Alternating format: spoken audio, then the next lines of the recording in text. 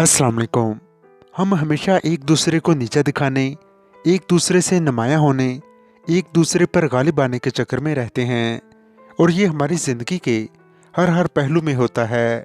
हमेशा इसी चक्कर में रहते हैं कि ये कैसे साबित करें कि हम आपसे अफजल हैं, हम आपसे अमीर हैं, हम आपसे ज़्यादा मुअज़्ज़ज़ हैं, हम आपसे ज़्यादा शोहरत वाले हैं, हम ऊपर से लेकर नीचे तक इसी मर्ज़ का शिकार हैं। और जब ऐसी चीज़ें किसी मुआशरे में आ जाएं तो वो मुआशरा कभी भी सुकून नहीं पाता और ये कैंसर से भी बुरी मर्ज़ है। इसने मुआशरे को तबाह कर दिया है और हर तरफ इसी चीज़ की दौड़ लगी हुई है और इस दौड़ ने हमारी ज़िंदगी का सुकून भी छीन लिया है। इन चीज़ों से निकलें और अपनी ज़िंदगी पुरसुकून बनाएं। ये ज़िंदगी आर्जी है। आज जो आपके पास मौजूद है वो कल किसी और का होगा।